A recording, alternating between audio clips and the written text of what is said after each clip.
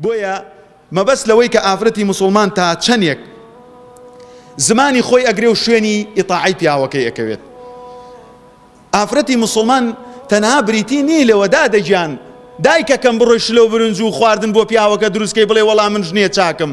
ئەی ڕێزگردن لە دایکی مێردەکەت، ئەی ڕێزگردن لە باوکی مێردەکەت، ئەی برای مێردەکەت، ئەی خوشکی مێردەکەت، ئەی دراوسێی مێردەکەت. بەڕاستی زۆر گرنگە ئینسانی مسلمان بە تایبەت خوشکانی مسلمان بیر بکەنەوە کە گوێڕایەڵی پیا و خۆی لە هەموو کایەکانی ژیانە ئەبینێتەوە.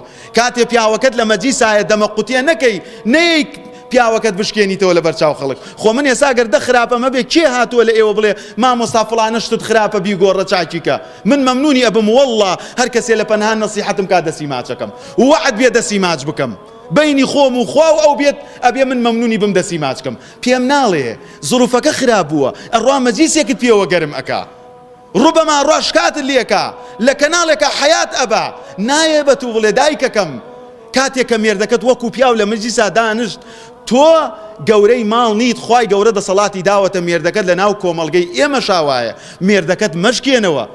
ئافرەتی وا هەیە توهمە بۆ مێردەکەی دروستەکە لە ناو خەڵکاوتێتی پیاوەکەم دڵداریەکە پیاوەکەم واکە ئێدایکەکەم ببیسێتەوە هەموو گیانت ئەشکێنیە ئەو جا کێشەی کۆمەڵایەتی دروست ئەبێ.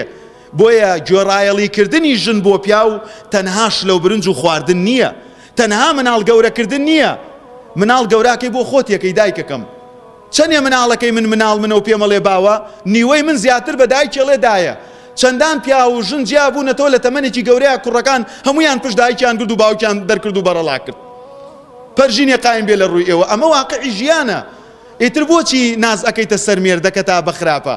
بۆیە گەورەترین میهنە بۆ ئافرەتی مسلمان ئەوەیە گوێڕایەڵی پیاوەکەی بکە. بەخوا قەسەم گوێڕایەڵی پیاوەکەت کەی بەرزەبیتەوە، بەخوا قەسەم پیاوەکەت سیارەیە جوانی هەبێ ئەگەر تەبریتی تیا بێت تۆ یەکەم کەسی لە پێشەوە دائەنشی، خانۆکەی خۆش بێ تۆ لە خۆشترین غورفەیە دائەنشی. خوا خۆی بزانێ ئەگەر دایک و باوکی غورفەیەکی بچووکی بەربکەوێت. بۆیە پێویستە ئافرەتانی مسلمان بەفیت و پیلانی خەڵکی خراپەکار نەچنە گۆمێکەوە دوایی دنیا ئەدۆڕێنن بەبێ هۆکار قیامەتی چاوەڕێی سزای خوا بکەن. یەکێک لەو ئافرەتانە کە وەها سەحابەیەکی بەڕێز لە پێغەمبەری خۆشەویستی پرسی عەلەیهی سەڵات وەسەلام فەرمووی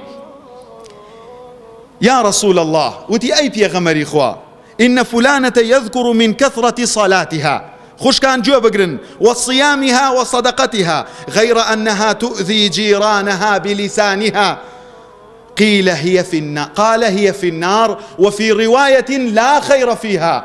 رسول الله أفرمي صلى الله عليه وسلم لي برسي أي خوشويستي خوا ئافرەتێک هەیە باسی زۆری نوێژی ئەکەن زۆری دەستبڵاوی خێر و سەدەقەی ئەکەن زۆری چاکەکاری ئەکەن ڕۆژووی سونەت زۆر ئەگرێ نوێژی سونەت زۆر ئەکا بەڵام یەک عیبی هەیە دراوسیەکەی ئەزیێت ئەدا بە زمانی.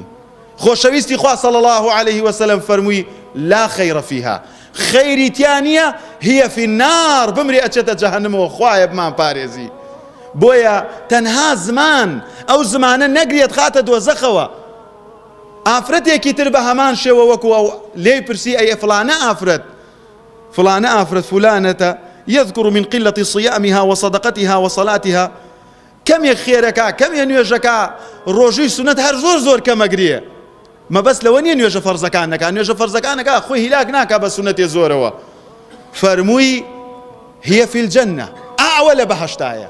ئەو دوو ئافرەتە مسلمانەی کە بە هەمان شێوە یەکێکیان ئەچێتە جەهەنم بە هۆکاری زمانی یەکێکشان کردەوەیەکی کەمی هەیە نوێژێکی کەم ڕۆژوویەکی کەم سەدەقەیەکی کەم بەڵام زمانی خۆی ئەگرێت. قسە ئەکوڵێنێ ئینجا ئەیکا زۆر ڕوبەما ئەوەی کە ئەچێتە جەهەنم حەجیش بکا و عەمرەیش بکا و پێی بڵێن دایە حاجی و نەنە حاجی و پورە حاجی بەڵام بە هۆکاری زمانی کە زمانی شڕ بۆ بەرامبەر دراوسێ. پێغەمبەر عەلەیهی سەڵات وەسەلام ئەفەرمێ دراوسێ ئەوەنە ئەجری لەلام زۆر بوو وام زانی وەرەسە ئەبا چووکەم جیبریل زۆر وەسیەتی پێم ئەکرد بە دراوسێ.